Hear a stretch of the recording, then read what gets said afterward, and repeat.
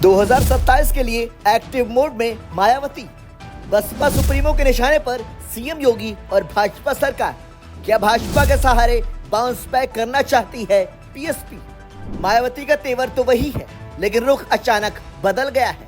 दरअसल कांग्रेस और गांधी परिवार पर बात बात पर हमला बोलने वाली बीएसपी नेता मायावती ने अचानक अपनी पॉलिटिकल मिसाइल का रुख बीजेपी की तरफ मोड़ दिया है और यूपी के मुख्यमंत्री योगी आदित्यनाथ को कटघरे में खड़ा करने की कोशिश की है।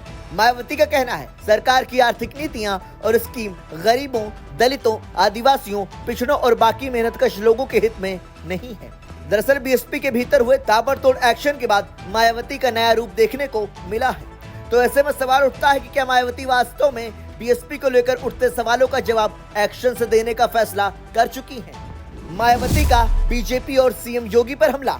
अब तक मायावती ज्यादातर जानकारियां सोशल मीडिया के जरिए ही साझा करती रही हैं, लेकिन बीजेपी को घेरने के लिए मायावती ने बाकायदा प्रेस कॉन्फ्रेंस बुलाकर अपनी बात रखी है। बीएसपी नेता ने बीजेपी की सरकार को गरीबों का दुश्मन करार दिया है। मायावती का कहना है, सरकार की नीतियों से केवल बड़े पूंजीपति और धन्ना सेठों को ही फायदा हो रहा है, जबकि गरीबों की स्थिति में कोई सुधार नहीं हुआ। मायावती ने एक साथ बीजेपी की केंद्र सरकार और उत्तर प्रदेश सरकार पर वंचित तबके के कल्याण के लिए पैसों का इस्तेमाल करने में फेल रहने का आरोप लगाया है और उससे भी बड़ा आरोप है कि सरकार अमीरों के लिए काम कर रही है। मायावती कहती हैं, उत्तर प्रदेश सरकार का दावा है कि राज्य को देश का ग्रोथ इंजन बनाया जा रहा है, लेकिन वास्तव में ऐसा नहीं है। राज्य में शिक्षा, सड़क, स्वास्थ्य, बिजली और पानी जैसी बुनियादी सुविधाओं की कमी है, जिसका गरीबों की जिंदगी पर सीधा और बुरा असर हो रहा है। क्या मायावती किसी नई रणनीति पर कर रही काम? बसपा सुप्रीमो मायावती के बयान के बाद सवाल ये उठ रहा है कि बीएसपी नेता ऐसी बातें क्यों कर रही हैं, जो अक्सर राहुल गांधी के मुंह से सुनने को मिलता रहा है। सूट बूट की सरकार जैसा नारा देने वाले राहुल गांधी जब भी मौका मिलता है, मशहूर कारोबारी गौतम अडानी और मुकेश अंबानी का नाम लेकर प्रधानमंत्री नरेंद्र मोदी और केंद्र की बीजेपी सरकार पर टूट पड़ते हैं। हाल ही में अपने संसदीय क्षेत्र रायबरेली पहुंचे राहुल गांधी ने खास तौर पर मायावती का नाम लिया था और बीएसपी की राजनीति और चुनाव लड़ने के तरीके पर सवाल उठाया था।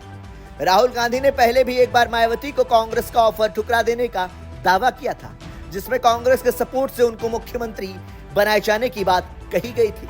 ऐसे में क्या मायावती का ताजा बयान लोकसभा में विपक्ष के नेता राहुल गांधी के तंज का असर है, या अंदर ही अंदर 2027 विधानसभा चुनाव के लिए कोई नई खिचड़ी पक रही है? दरअसल बीच बीच में आमने सामने नजर आने के बावजूद अभी तक कांग्रेस और समाजवादी पार्टी का गठबंधन तो बना ही हुआ है।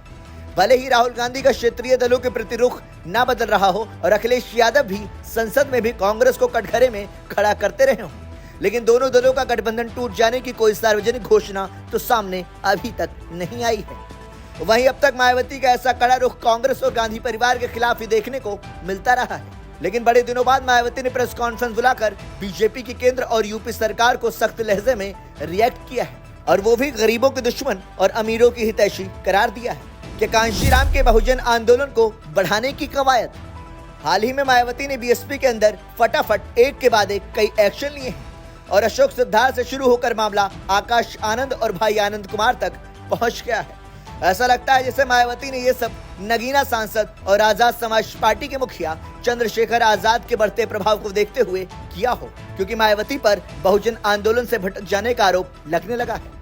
मायावती के बहुजन आंदोलन से भटक जाने का आरोप चंद्रशेखर आजाद की तरह ही उनके पुराने साथी भी लगा रहे हैं, जिनमें नसीबुद्दीन सिद्दीकी, स्वामी प्रसाद मौर्य, आर.के. चौधरी और इंद्रजीत सरोज शामिल हैं। ये वो नेता हैं जो बीएसपी में लंबे समय तक रहने के बाद सपा और कांग्रेस में चले गए हैं। अब ऐसे में बसपा सुप्रीमो का ये अंदाज सियासी गलियारों में चर्चा का विषय बना हुआ है। Bureau report, संदेशवाहक।